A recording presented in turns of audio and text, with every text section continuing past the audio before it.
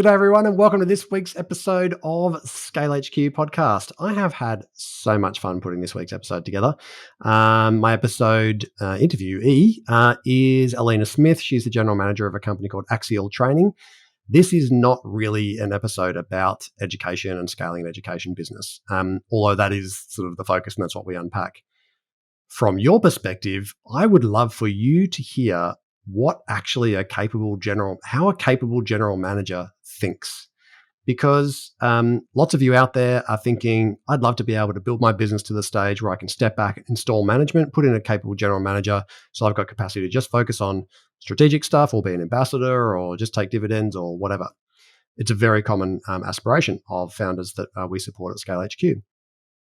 And so, but it's not all that often that you meet a general manager that just knocks it out of the park. And Alena has helped this business grow over the last 8 years from 900 students to 3,500, which is about 3.5 times, if my numbers are correct.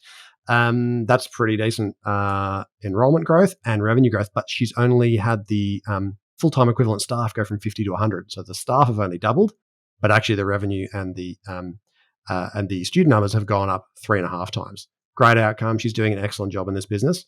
And so my goal today was really to try to unpack the way she thinks about it. How does she actually build that kind of a quality business? How did she get those outcomes? So that you can also hear that not all general managers are just sort of good at executing your strategy. They actually come up with their own strategy. She absolutely acts as a CEO of that business, even though she's got general manager as a title. So I really hope you enjoyed listening to today's podcast. We had a lot of fun in doing the interview. We've known each other well for well over 10 years, but I think you'll really find it valuable. So enjoy today's episode. Oh, and by the way, before I let you go, I'm going to be away for a couple of weeks. I'm going to be traveling to the UK. You may or may not know that actually at the end of we're in 2023, and this will be September when this goes live. In a couple of months, actually, my wife and I are moving to Cyprus. My eldest son is graduating, is going off to a gap year and then to university. My youngest is going to be starting boarding school in the UK, which is very exciting. And my wife and I will be living in Cyprus. Crazy times in the Steele house. But as a result, we're going to UK to actually take our son to settle him into boarding school. So anyway, I'll be offline for a couple of weeks, but I'll be back in your ears before you know it later on in September. Okay, enjoy listening to this week's podcast and I'll see you in a couple of weeks. Welcome to the Scale HQ podcast, your weekly injection of tips and insights into the secrets of scaling. I'm your host, Steele, and I am obsessed with figuring out how to help founders just like you who are creating real value in the world to scale up so they can fulfill their potential. I do that each week by interviewing founders who successfully scaled, experts in all the areas of business that you need to master, interviews with founders who are still on the way up, and 10-minute tutorials and reflections from me based on my experiences in creating $100 million in revenue for 4 other companies over 8 years. So let's dive in and see what gems we can find together on this week's episode of the Scale HQ podcast. G'day everyone and welcome back to the Scale HQ podcast. Welcome back to our regular listeners, of course. And if you are joining us for the first time, we are thrilled to have you and you are in for an absolute treat. I don't know if we'll end up talking about anything to do with business, but we're certainly going to have a lot of fun. My guest this week is Alena Smith, General Manager of Axial Training, a training company headquartered in Queensland that does workplace apprenticeship and traineeship training in things like engineering and automotive and air conditioning and business and hospitality. And you guys have had, correct me if I'm wrong, Alena, more than 150,000 students complete qualifications in the last 26 years. Yes, that's correct. Yes. Pretty bloody impressive. I know. We're very proud of it. Very proud. So you should be. Well, I guess there's a bit of a context for our audience. We've known each other for a long time. So if we sound a bit familiar in this podcast, that's because we've known each other for more than 10 years. Yes. We used to work together back in the days of study group. And one of the reasons I was really interested in chatting to you today is we've connected, many times over the years since we both left study group. But we have a lot of, 7-figure founders in this podcast who want to step back at some point and install a general manager who grows into a capable leader of leading the end-to-end thing and not just delivering on a strategy, but actually developing and owning the strategy. And you are precisely that for your founder. And I have watched you grow into that role in the last, is it 7 years that you've been there now? 8. 8? Oh my God. Getting scary. Yes. And you've had such a big impact on that business. And so I would love to unpack your journey with you, if that is okay. Unpack away. Yeah. Rock on. Well, why don't we start first? Like, give me the 1 minute career overview and how you ended up actually working as general manager at Axial. Wow. Okay. So I've been in education since I was about 23 years old.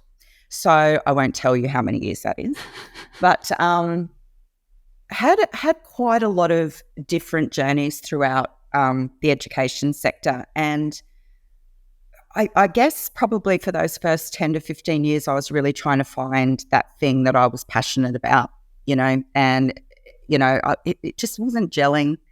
So for me, when I came into Axial, I thought, you know what, this is something that can help these kids get to where they need to be, because I was seeing so many kids or students, even adult, teenagers, school leavers, things like that, coming through the system, and they just weren't doing anything. They were trying this or trying that or trying the other.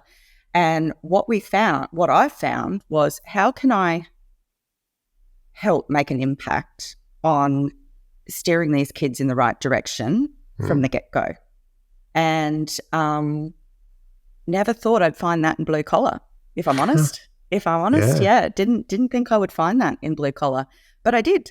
And we've grown exponentially, 3.5 times where we were, were 8 years ago, which is insane. Yeah. Well, I am going to be asking you about the current scale of the business, so you can give me some numbers and give people some context about where it is and where it was. But first, can you just explain, like, what's the problem that Axial solves? Who do you solve it for? How do you solve it? So people get a bit of better context than my description of what the business does.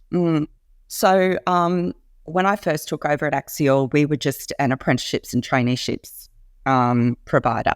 We then opened it up to the international sector, and then we opened it up to vet and schools, which is something I'm very passionate about. So to be clear for our audience, for those who don't know those terms, so international, when you opened up to international, that means you had international students who are coming from offshore countries and coming onshore to study in your campuses. That's right. And then the vet in schools, for those who aren't familiar with that term, can you explain what vet in schools is? So that's vocational education in schools. So they are, it's a pathway. So most of the state governments all around Australia now are recognising vocational education as a pathway to university, to take that emphasis off was the old OP, now the new ATAR, in order to help children bridge that gap somewhat and give them a little bit of an understanding of exactly what it is they would like to do sooner by dipping their feet in the water, dipping their toe in the water, if you like. Yeah. And so for those, and that's where we come in. Anyone who's got teenagers would know that, not everyone's got the desire or the interest or the capacity or whatever to go to university. It's not the right path for everybody. And so this vet in schools, which has been a really significant growth area across the country in the last probably 10 years, I guess I would say, of saying to kids, hey, actually, university doesn't have to be the thing, but here's a way of exploring maybe some other career options in a more practical way that gives you a chance to sort of, rather than just disconnecting at the end of year 10, here's something actually that might be really valuable for you that may still give you a university pathway or may give you a job pathway or both. Correct. Exactly. Yeah. Great opportunities in that space. Yeah. So you are, okay, so just explain those delivery models. So you are, you send people to workplaces to work between an employer and a student when they're doing an apprenticeship or a traineeship. So someone's going, is that how that works? Yeah. So with apprenticeships and traineeships, these are students that have elected outside of school. So they've stopped school. They're full-time apprentices. They've ceased their secondary education. They've decided to become an engineer and they work full-time on the job at their employer, and we send our trainers out there to train them and assess them on the job rather than taking them out of the employer into a block environment. So, got it. And so that means, if you're the this is the structure of an apprenticeship or a traineeship, they need to be doing a qualification whilst they're working. Yes. And that employer gets access to, or that essentially there's some funding opportunities there for the employer. There are. Yes, there are. A lot of the funding opportunities have now ceased in Queensland. Okay. So we have seen a decline in apprenticeships, but, we've been around for, upwards of 25 years now. So we've got a fairly good standing, and we've just gone into New South Wales with the same model, which we've had some wonderful feedback about because they haven't had a lot of that. They haven't had a lot of that kind of support, I think, in New South Wales. So, okay. So just so the people have got clarity, because there'll be lots of people listening today who've never been exposed to traineeships or apprenticeships. So you've got that employee who's doing getting started in engineering. They've now, the employer's now not having to do all the training of the individual. The person's enrolled in a nationally accredited qualification, so you know what they're going to be able to do at the end of it. You've got a training partner, which is Axial, who's actually delivering the training for the student, and that might be partly online. They might be doing theory and activities and things online, and they're also then going to the employer to assess the student, to help the student, to mentor the student, etc. So we do everything at the place of business. Yeah. Okay. Yeah. So we go out there and do everything at the place of business. I guess the difference with us is that the focus, and it's a very heavy focus, and it's an expensive focus, but it's a very important focus, is, and I think you and I have touched on this just before, is when we're chatting, is the learning enhancement side of things, where we're actually trying to ascertain how these kids learn or how these students learn, and really creating and tailoring from all of the different, VETIS, apprenticeships, traineeships, classroom training, international training, really doing a deeper dive and an understanding into how they learn at an individual basis. So can you give me an example of like how that shows up, like how you might be thinking about learning differently that actually shows up in a practical way inside one of those environments? Absolutely. So a lot of the information I've come across, and a lot of the data, I've been doing a lot of study on it recently, and it seems to be that progression rates and completion rates when apprentices are studying from a computer, so studying from an online platform, are very substandard. They're poor. Right. Generally, this is because when you are learning from a platform or software or device, there's a certain autonomy that has to go with that. And you're then suggesting that with that autonomy, they need to be able to read, write, calculate. So a lot of these students that we come across, and I'm going to say a good 83% of them, which is the data that and this is within our own cohorts, are either ascertained or they're not ascertained. A lot of them are not ascertained. What that means is our trainer will have to go and assess how these kids learn. So what we've done is we've put in a really large focus into new software programs, but actual hard copy assessments where we're printing our assessments in a way that is reasonably adjusted. But we're using things like dyslexic font. We're using physical tools to help them read, write and comprehend. We're using a lot of visual aids. We're working with Autism Queensland in order to try and gauge how to best deliver to people that may have spectrum or anxiety issues or things like that, and how to enhance their learning. I don't like calling it learning support. I think it's learning enhancement. It has to be able to enhance. Everyone's got that skill. Everyone has got a skill. It's enhancing what that skill is and finding out how to do that.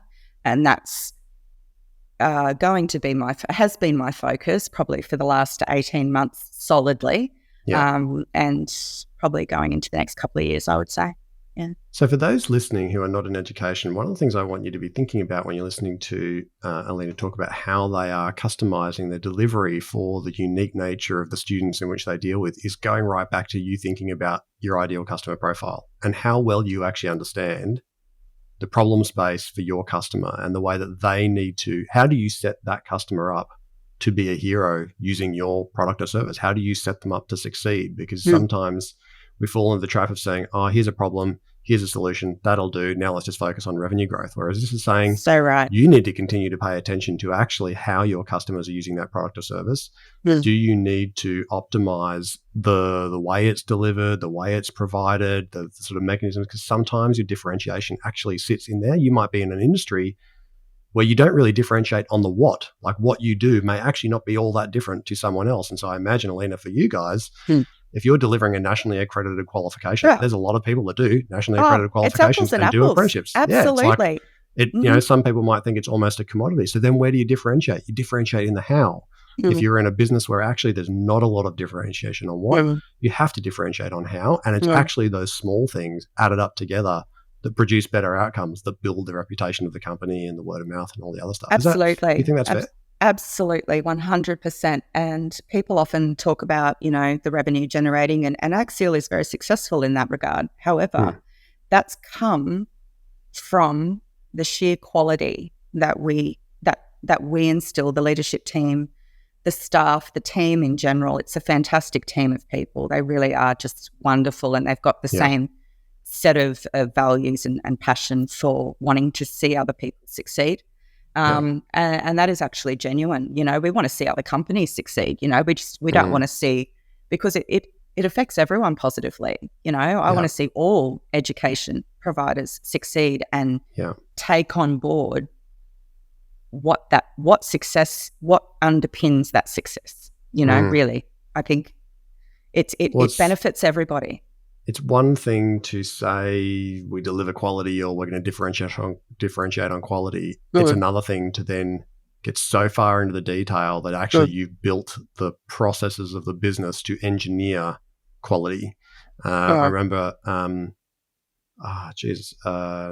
his name is Mark, but I can't remember Mark's last name. He's from ProTech, who I interviewed some time ago. He built basically a labour hire company to 4,000 placed staff over 16 years. Wow. And the way he did that was to reverse engineer quality. He said, well, when somebody arrives on site that we've placed, that is what quality is for our customer. They look at the person and they go, do they have the right skills? Do they have the right tickets? Are they properly on board? Or do they understand our values, how we operate in this area, blah, blah, blah. Yep. So he, like an engineer that he is, he really built a lot of high bars into the process of actually the way people are onboarded and recruited and selected and all the rest to ensure that every single time somebody shows up, quality is actually there. And that's what allowed them to then say, we do differentiate on quality and we actually go out because we can prove how. And what I'm hearing from you is you've gone deep into the how to ensure that you're getting a quality outcome. Absolutely. Yep. Love it. What can you just give me a sense of the scale of the business? So whether that's on revenue basis or full-time equivalent employees or student numbers, like when you started versus what it is now. Yeah, for sure. So when we started, I took over with 900 students. We've grown that to about 3,500 students. Yeah. And over what period? Over 8 years? Yes. So we've been, we're climbing. So I've chosen the steady climb as opposed to the steep. Yeah. And that was because we just wanted to really, for me personally, I wanted to really get in and focus on the right things. Yeah. And that just takes a little bit of time. But started with 900 students. We currently now have 3,500. Yeah. We 3.5 times, not bad. Not too bad. Not too bad. Happy founder, I'm guessing, in the background. I think he is, yeah. Semi-retared these days. Alena, sorry, go ahead. Yeah, go on. Oh, no. So then we, so that would be around about, it was about between $3.5 and $4 million turnover, and now we're, about between 11.5 and 12. $1 million turnover, even during COVID. So beautiful. And I love a story of steady, controllable, but solid growth, because that's where quality businesses emerge when they hit 8 figures. They haven't just been going after revenue for the sake of revenue. Well, they've actually got a quality of business underneath. We just want it to be around for a while. So yeah. Yes. Well, you got 25 years of history to protect now, right? So it needs to be legacy. What did you choose to double down on? Like ultimately you had a strategy in place to help you build medium-term competitive advantage. I know we've talked about before that you are actually the largest provider of apprenticeships in Queensland outside the government system, which is TAFE. So you've built a medium-term competitive advantage in the business. What did you choose to double down on? Because you can't double down on everything, right? Like, you have to channel your investments and your effort and your focus. What are the couple of things that you doubled down on that you think have built that medium-term competitive advantage for you?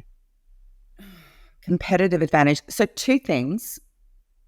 The first one was the range of scope that we delivered was to scope, really, for those who don't know what it means. So scope for those is a range of qualifications. So I call them faculty. So we might have an engineering faculty, a business faculty, and under that business faculty, you might have a number of different business qualifications that you are delivering to any one individual. So it was about expanding the scope of what we delivered, but it was more about understanding what was needed. So not just expanding the scope. So when you expand a scope in education, you have to apply to the government in order to get approval to deliver an accredited qualification.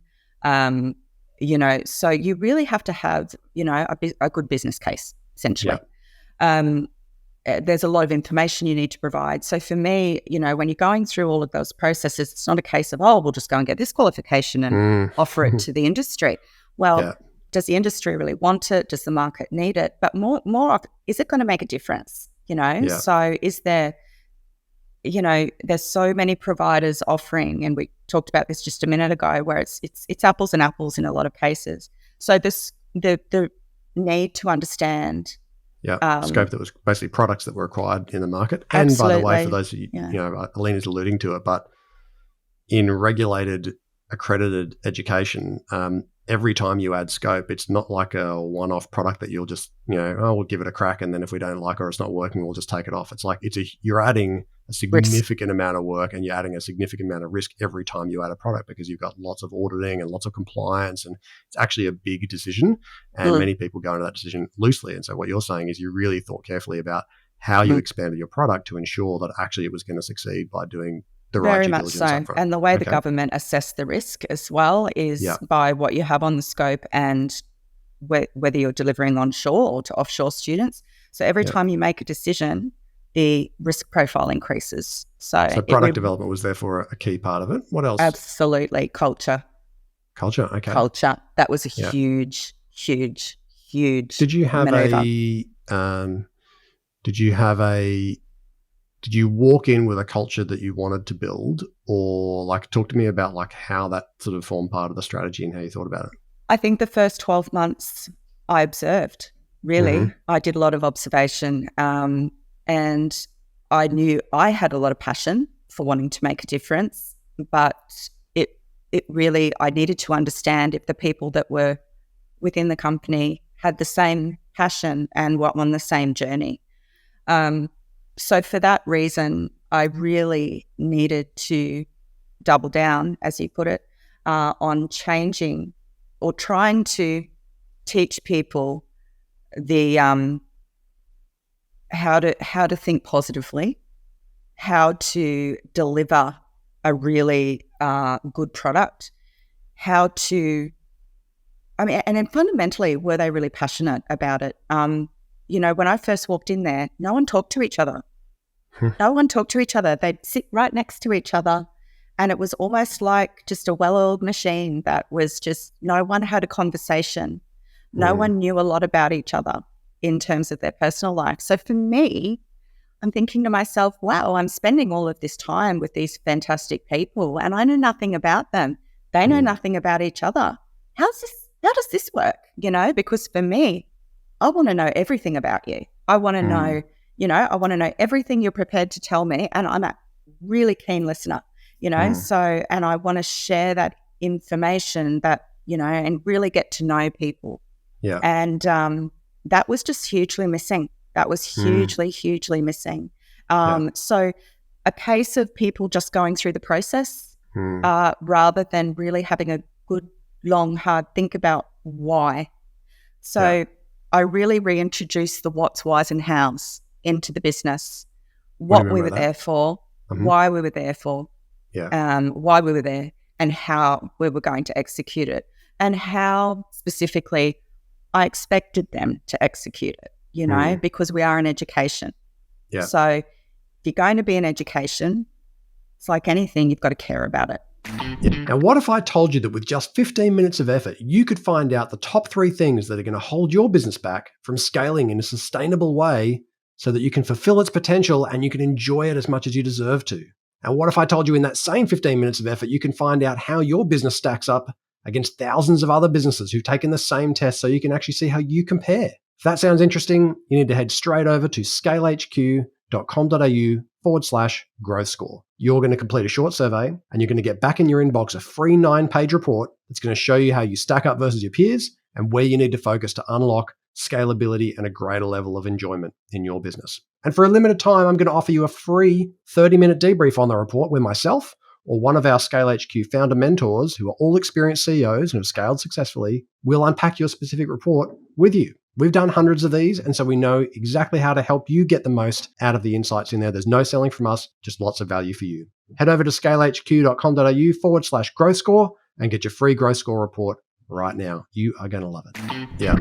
Yep. Well, and so what I hear in that as well is that you came to a place where you felt it was sort of lacking some soul. And, no pulse. You know, no pulse was that. I was going to say, that was the word you said to me, no pulse. No I love pulse. It. And actually, the fact that out of the 2 things that you talked about in terms of kind of strategic, major strategic changes, the first one is product, getting the products right. And the second one is culture. And what I love about that, and I'm going to come back to this at the end, but for those listening, you know, Alena, you weren't a general manager before you, like at some point, you become a general manager. Like no one starts as a general manager, right? No.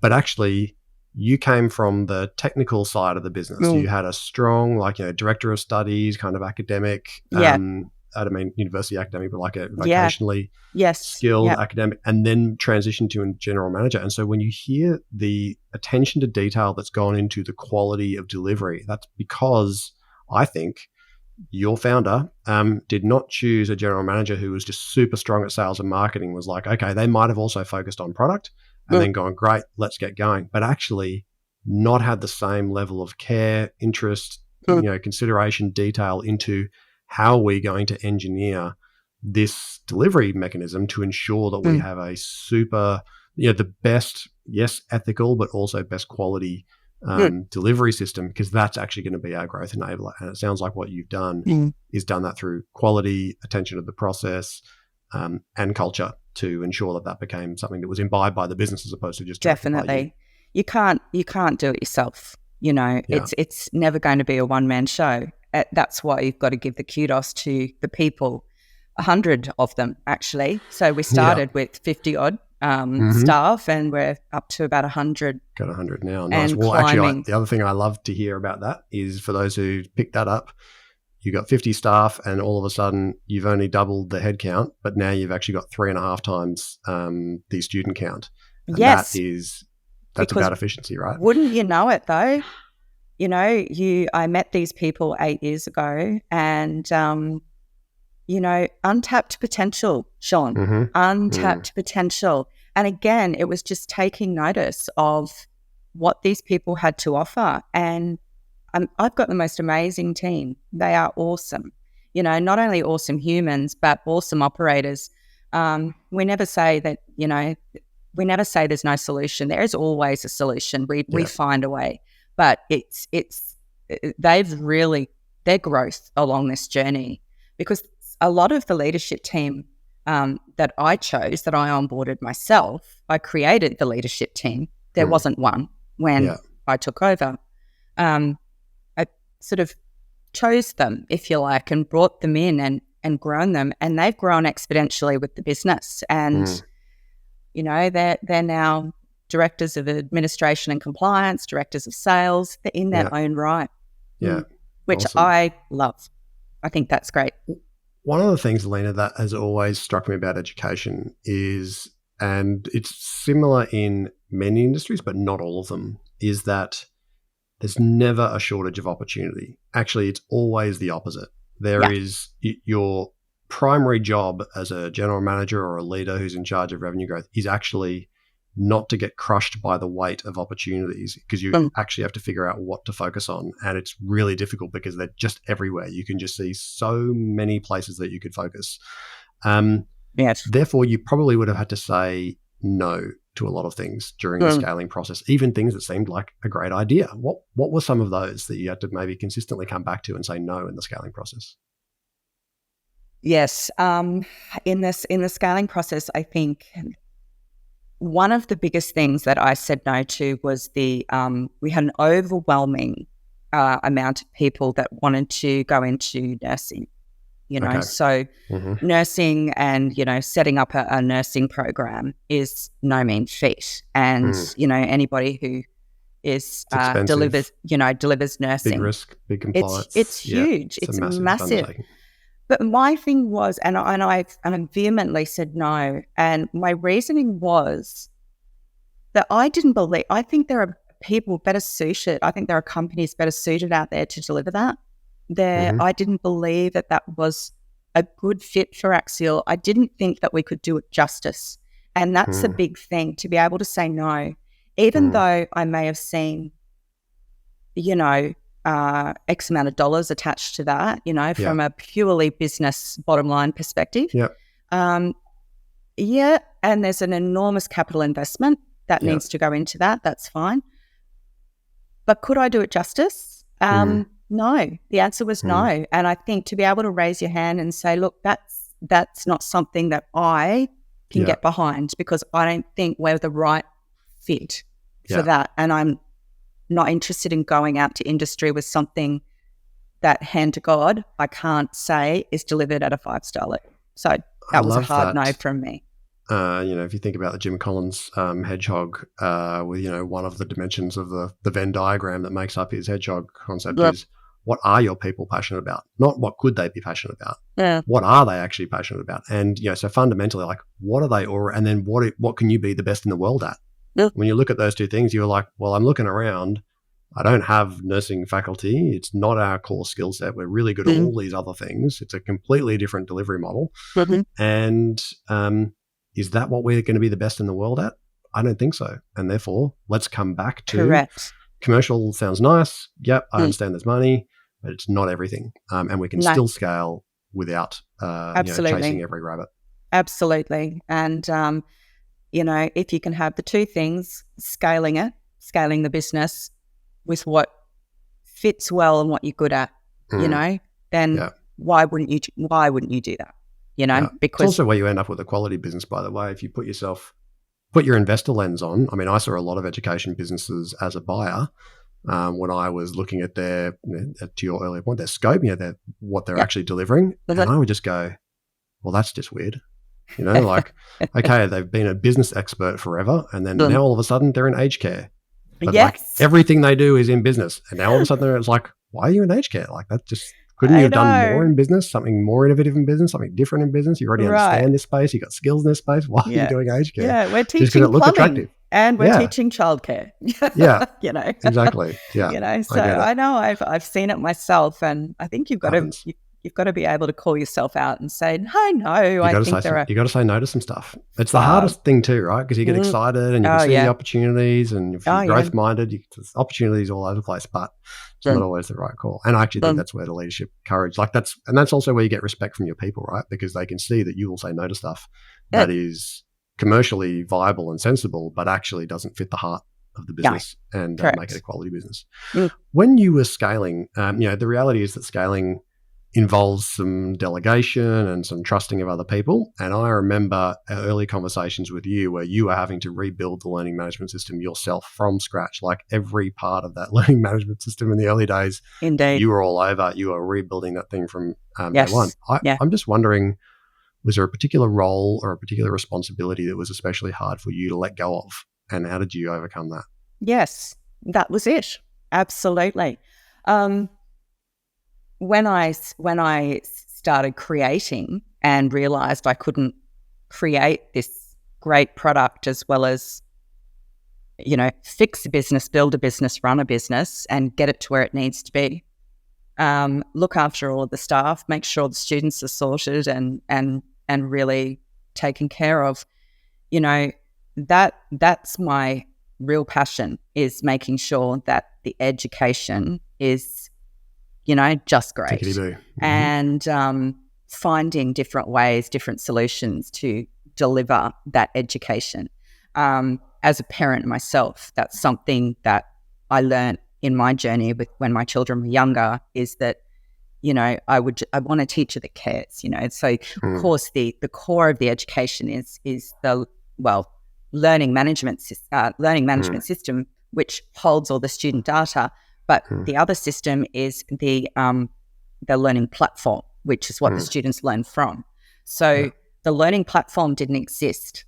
It was freeware when I came to Axial, and I got hold of that, and we transitioned into, back then it was still Blackboard. And we took on Blackboard, and it was phenomenal, absolutely phenomenal. We've grown so much. We're now with Cloud Assess, but letting go of that, and when I had to appoint a learning and development manager, I actually had to hand over all of my work, and I didn't have control anymore. So I had to let go. And it's like, you built this from the ground up, and I had bet that no was control. a big glass of wine night, that one. It like was end huge. of the day. And, and you have to learn.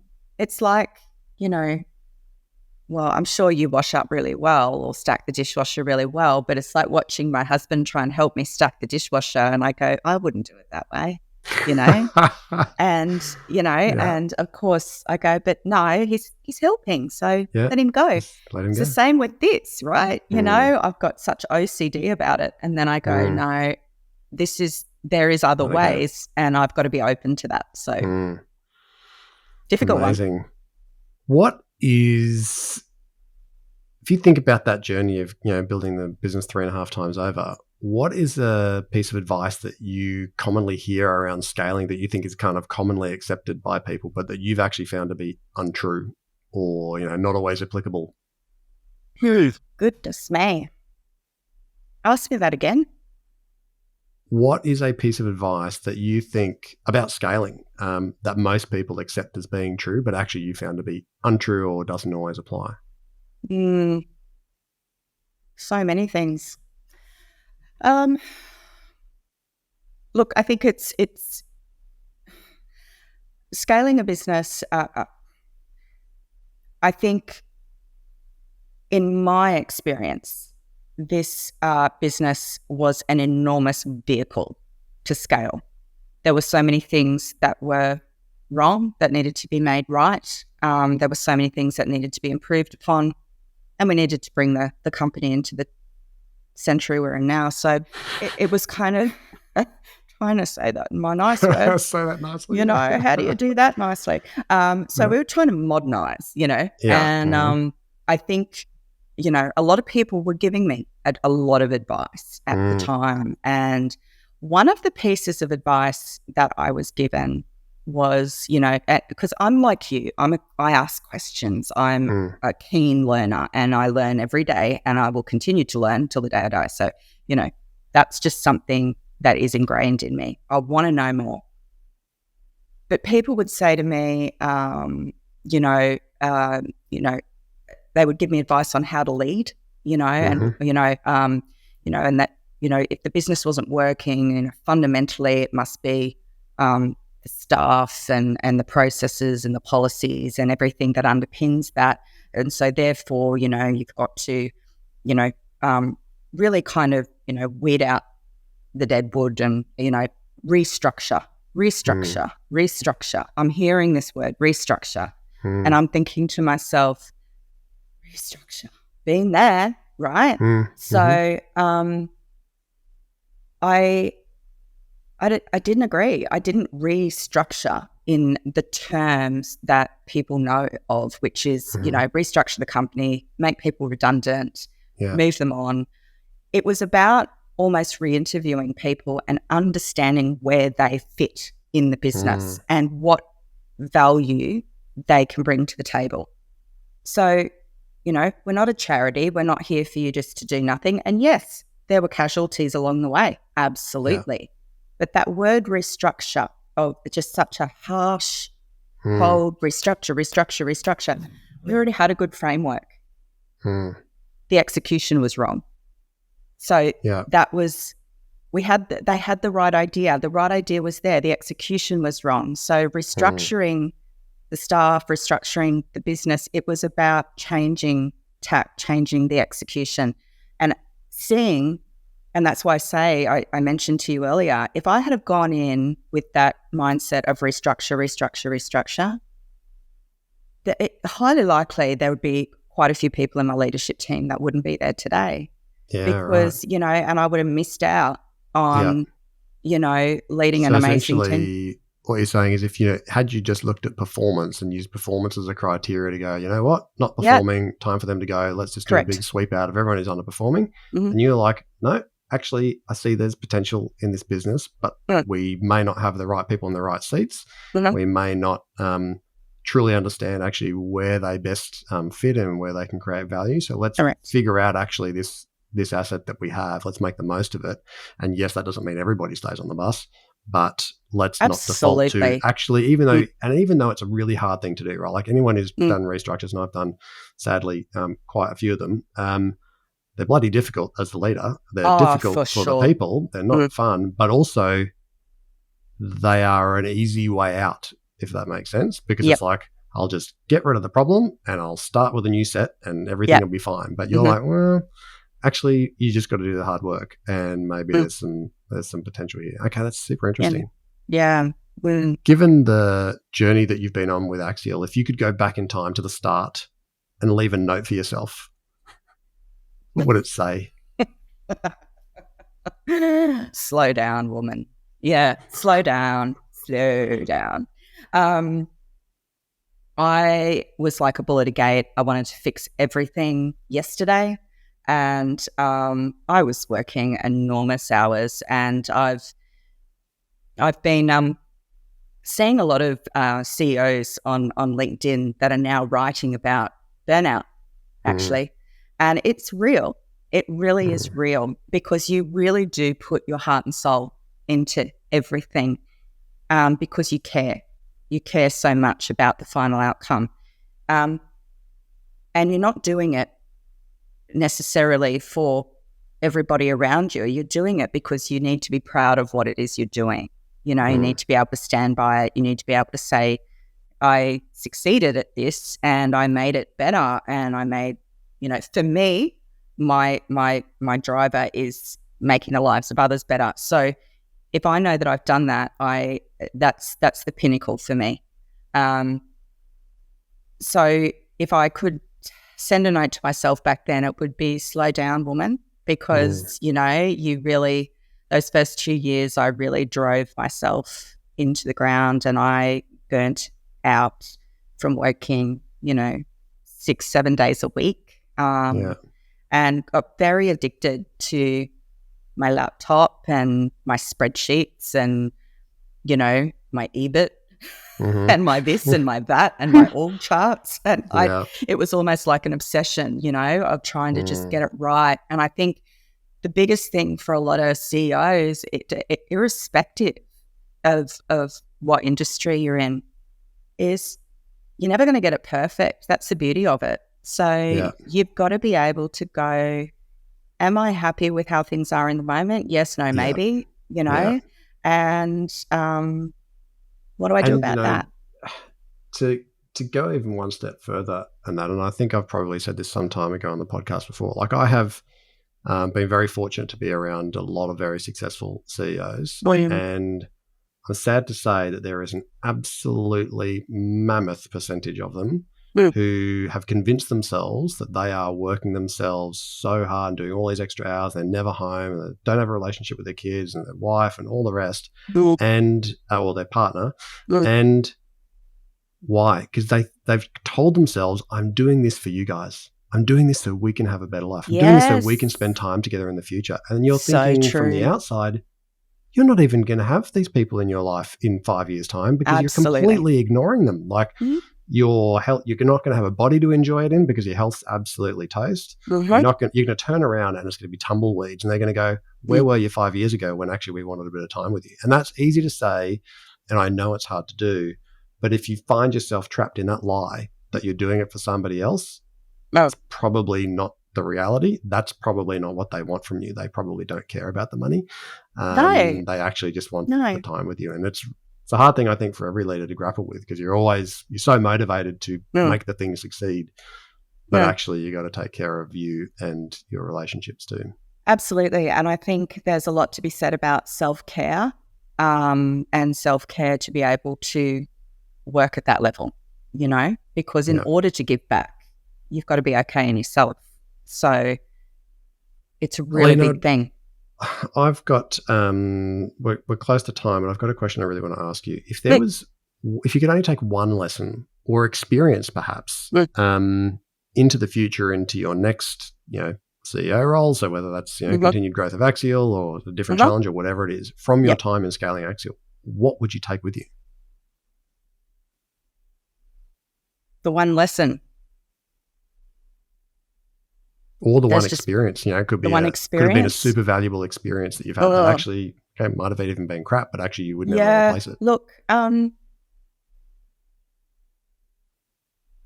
I figured out the type of leader I wanted to be, and I figured that out by watching others and observing others. And the type of leader I want to be is or I hope I am, and,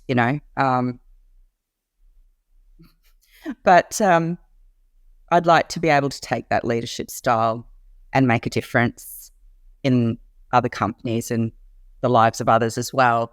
It's not necessarily that, I leave Axial and do that. I love what I do and I'm happy to stay there. But I think it's if you've got a valuable contribution and a good value proposition that you can offer people in order to help them not just make money, but actually make a difference. I mean, if you can do those two things, what a great outcome for everybody. So, for me, there are two types of leaders. There are leaders that are authoritarian, and I'm not saying that's the wrong way. It's just not my way. I'm not an authoritarian person. I lead by example. I lead by teaching. I lead by learning. I lead by human. But I'm also, I've also got a lot of opinions about, how things are. I'm certainly no wallflower, but I think that's probably the biggest thing is the leader I've learnt to be is what I would take into the future. And I figured that out. So, that's working well for me.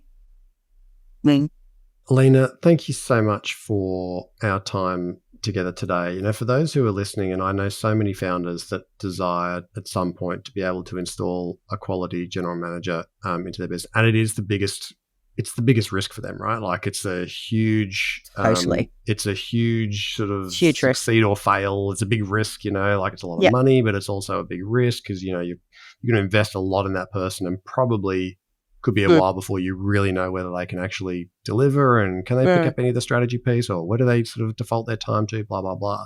But for those of you listening who are thinking about this, what I want you to take away from this is that freedom is possible when you hire the right, not just any general manager. And let's be clear, Alena wasn't a general manager before she got hired. She was the head of learning development. She was an operational manager. She was director of studies. So you can imagine being the founder, going out to market for a general manager, seeing all these resumes and getting this experienced general manager over here and this ex-CEO over here, and then getting Alena's profile of, director of studies and head of learning development and going, but then having the foresight to discover that actually she had the right character, the right commercial acumen, the right hunger to take ownership, the right desire to actually treat that business like her own, which I know it's unique and not all general managers can do that. But I think this is a great example of the fact that they're out there. And I know your founder, and full credit to him for having the foresight to make that decision, because I think you've done an amazing job with that business. I tell him every day how smart he was. Yeah, I bet you do. I do. Just make sure you've negotiated sufficient equity. Mental note for all general managers. All done. all Good. done. Yeah. Excellent. Well looked after. Yeah. Alena, if people wanted to get in touch with you or follow along with what you're doing at Axial, where would you direct them to? Oh, look, I'm on LinkedIn. My phone number's on there. Email. I'm always up for a chat. Love a good chat. Yeah. Love it. Mm-hmm. Excellent. Well, I certainly hope to see you for coffee or lunch at some point soon. Absolutely. I'm super grateful for your time today and for sharing your wisdom. And I guess we'll be seeing you soon. Thanks so much, Alena. Thanks, Sean. See ya. Bye-bye. The team here at Scale HQ hope you've enjoyed today's episode. Now, if you want to achieve scale, but you want to know what's going to hold you back, we can help. Head over to scalehq.com.au/growth score to get your free 9-page growth score report. That's going to help you understand where your top 3 barriers are to scale. And if you'd like, we'll even do a free debrief on the report for you with no obligations or expectations, just lots of value from some CEOs who've scaled to help you on your journey. That's scalehq.com.au/growth score. And find out what's holding you back from fulfilling the potential of your business today.